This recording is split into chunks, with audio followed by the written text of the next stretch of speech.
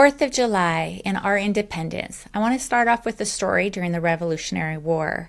Patience Lovell Wright was a single mom, a brash mom of 4, and she was actually pregnant with her 4th child when her husband died and she became a widow.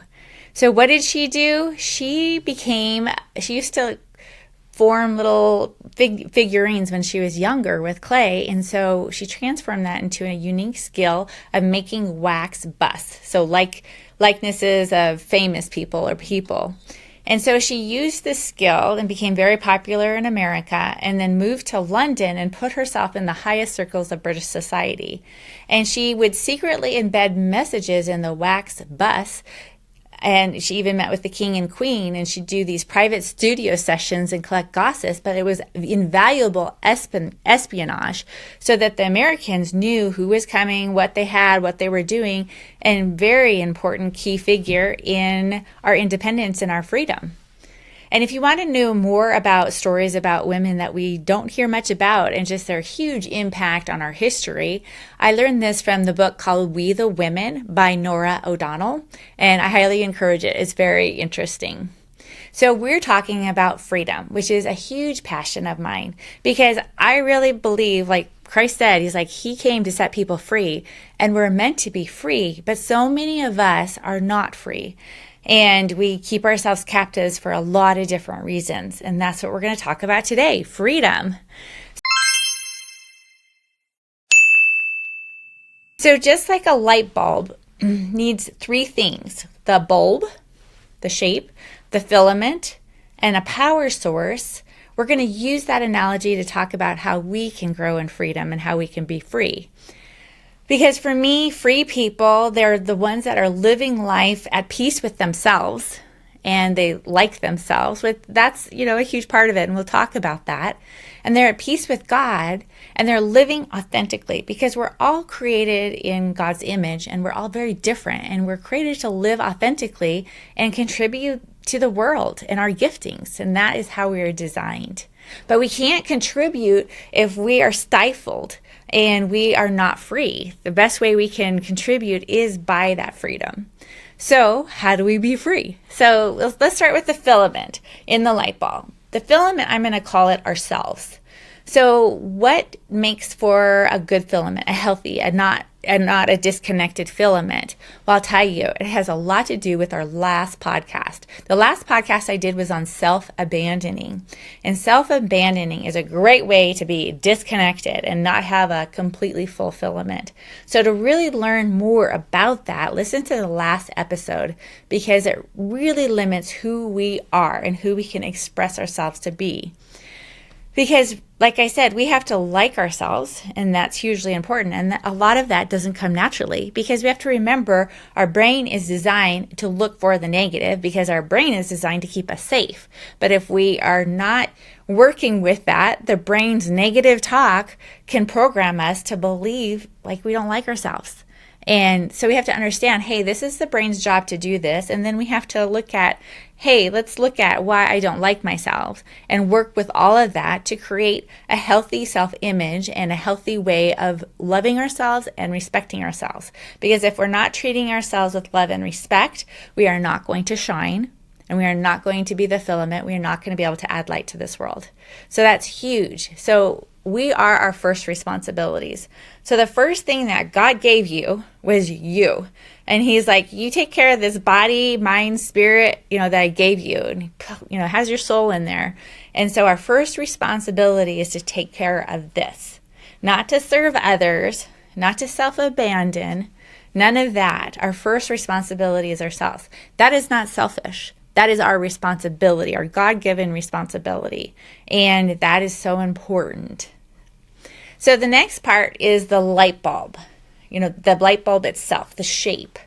And that has everything to do with our past, how we see our past, and how we see our future. So an unprocessed past, I'll tell you, that is the greatest way to have a warped light bulb or no light bulb glass at all. An unprocessed past, because by understanding and processing our past, it gives us a framework for our growth and knowing ourselves. It's meant to grow us, and that is how we learn about ourselves. But if it's unprocessed, it will create a very malformed glass with lots of limiting beliefs, like we're powerless, not smart, men are better. And most of these beliefs can be subconscious, but they will be played out in our life. And if you believe you just had a normal childhood, then you have an unexamined past. And your past is running your life, because 90% of what runs our life is our subconscious programming. And that comes from our past. It is our blueprint.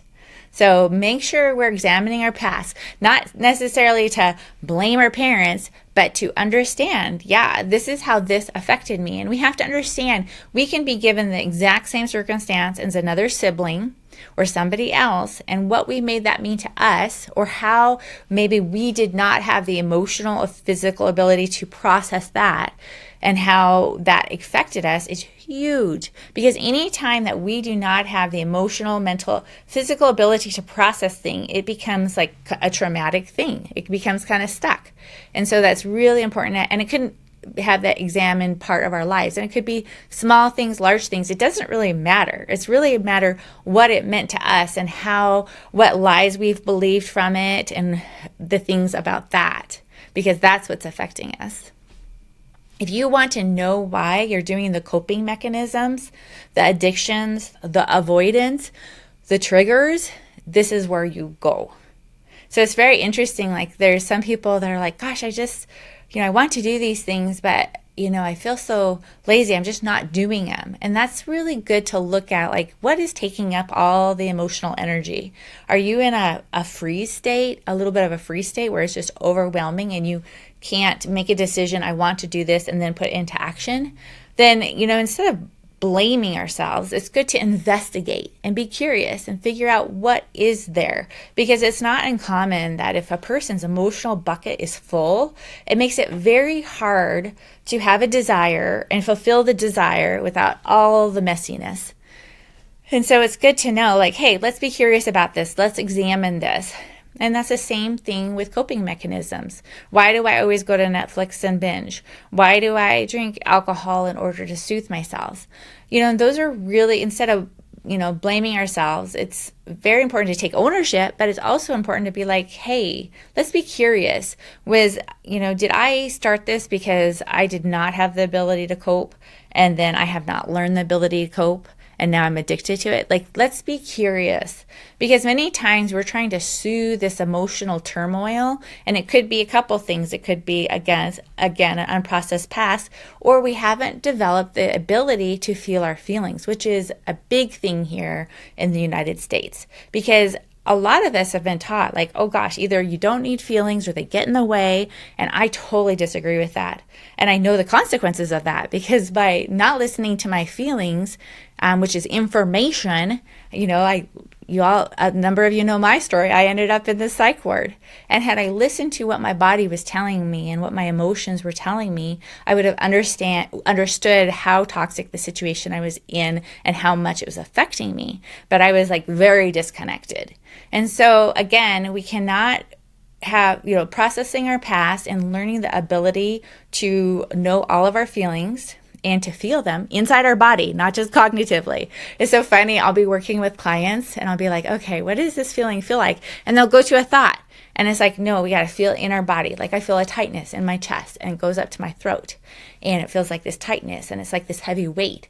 Like learning to feel it and identify it in our body is huge, because once we actually feel it, emotions are made to process through us. They won't last. They change if we feel them. But if we resist them, or if we blow up, or however, then they can remain. But if we just feel it and name it, it's so important. And it's great to feel all the feelings, even when they're uncomfortable, like shame may be uncomfortable, envy, and they're all information. They're all going to tell you something if you honor them and just listen to them and feel them in your body.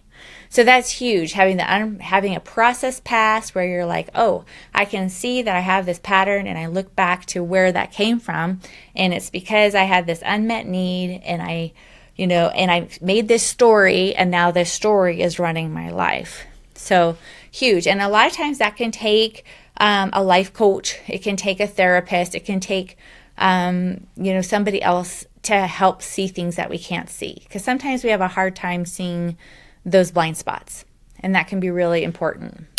I hope you've been loving my podcast and growing 1% at a time in our community. And if you've noticed that you want to get somewhere quicker, faster, or you need some personalized attention, then reach out to me, because I do life coaching that involves both the conscious and the subconscious. And that is a way to get somewhere faster, to have personalized care. So reach out to me, sign up for a 15-minute free consultation to see if it's right for you, and we'll see if we can set something up. Make it a great day.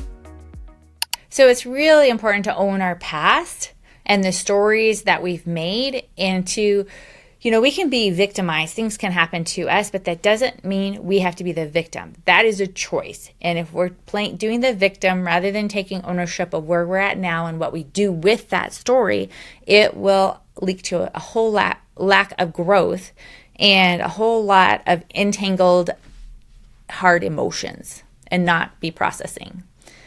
So there's many options for that. Again, you can see a practitioner. There's lots of different things you can do. I have 3 practices within my coaching clients. I have life coaching, and that's where we look at how the brain is working, like how our brain is working. For example, just like I said that we have a story, people can have the same circumstance, but then they'll have a thought about it. And it's the thought, not the circumstance, that really creates the feeling, the actions, the results. And so understanding like, hey, that's how that works, and I'm getting these results, but I don't like them, then, examining that. That's what life coaching does. And then hypnotherapy allows us to go into our subconscious and reprogram those past belief systems to, many times we've adopted those beliefs, like I am powerless, because maybe we were powerless as a kid, or maybe if we stayed under the radar, we would get less abuse. And so we adopted a belief that we are powerless, and that was super helpful when we were kids, but it's no longer serving us now. And so we have to switch that belief, find out where it came from, switch it, and then it just totally redoes the neural pathways. And that's a very quick way to go through those belief systems and to switch them. So I love hypnotherapy, because rather than working with a client just on their cognitive mind for a year, we can add hypnotherapy, which can switch things very quickly, and so can make for a much quicker process, which is what I'm all about, because why should people suffer more than they already have? And then I've added Spelunk, which is fabulous because it's a combination of connecting the spiritual, the physical, the somatic all together. And so that's another modality that I use with my clients, and it really is helpful because, like I said, sometimes it's hard to see and understand, especially when it's in our subconscious. So that can be very helpful. And there are many people that are available for doing these sorts of practices, and I highly encourage for you to invest in yourself and invest in your future and invest in a life coach. So again, the glassware of our light bulb is affected by our unprocessed past.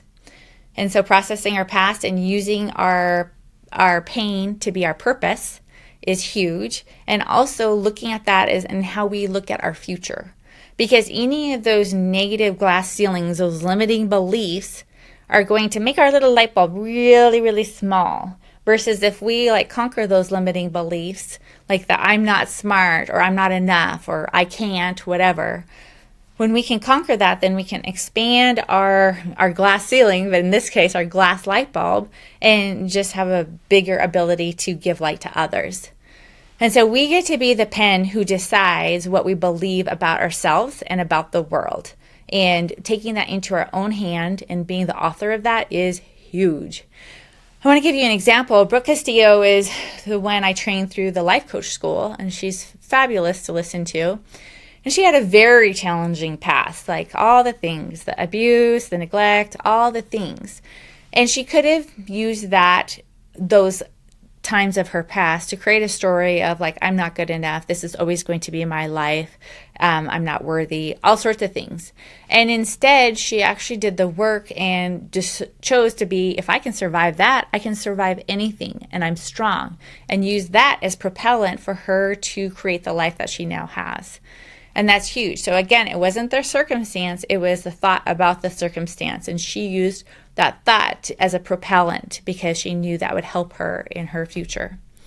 So again, when we're looking at the light bulb, the glass bulb of our life, redeeming our past and expanding our glass ceiling helps us so that we can live an intentional life and create our life rather than being in the backseat of our life. I talk a lot about the school bus as our mind, and we're supposed to be the bus driver, and we've got all our younger versions of us, and really understanding all the younger versions of ourselves, accepting all of them, letting them talk, but letting us drive the school bus is huge. And then last thing, so we've talked about the filament. We are the filament. We've talked about the glass, what creates the glass around the bulb. And the last thing is the electricity. Where do we get the electricity? And I will say it is our relationship with God, source, universe, however you look at that. The forgiveness that we can have, because we all suck. And we've all done things that were not good to others and to ourselves. And being released from that and having that release is huge. So not only allowing God to forgive us, but forgiving ourselves. And also, when we have a relationship with Source, the connection we have and the wisdom that is offered from that relationship and the love and the joy, there is nothing like that on earth. And that is so powerful. And it's really good to examine, what is our relationship with universe? What is our relationship with God? Is it work-based? Do we view God as a punitive, looking at us as punitive, like you're not good enough? Then I would ask you to re-examine that, because that is going to reflect in your life. And really having that relationship with God is really the spark of life. And we are all lovable, worthy, and beautiful. And that's how we are created. And we are not a disappointment. But if our view of God is like, oh my goodness, he's always disappointed in me, that affects us in an enormous way. But how I look at it is you can look at the story Jesus told in the Bible about the prodigal son. Prodigal son, there was a wealthy man. He had two sons. One son's like, hey, I want my inheritance and I want to go off. So he takes his inheritance and he goes, spends lavishly, gets in debt, becomes a servant, does all the things his dad told him, like, those are things you shouldn't do, and did them all and really lived his life. And then, he's a servant, he's feeding pigs, which in that culture, it's Jewish culture, pigs were unclean. So that just adds to the story as he's in the depths of lowness, is that he's feeding the pigs and he wants to eat what the pigs are eating, but he can't even do that because he's a servant feeding these pigs. So he's like, you know what, I can go back to my dad and he can take me as a hired hand, and, I might be able to slither my way in there and work up to him accepting me as his son again.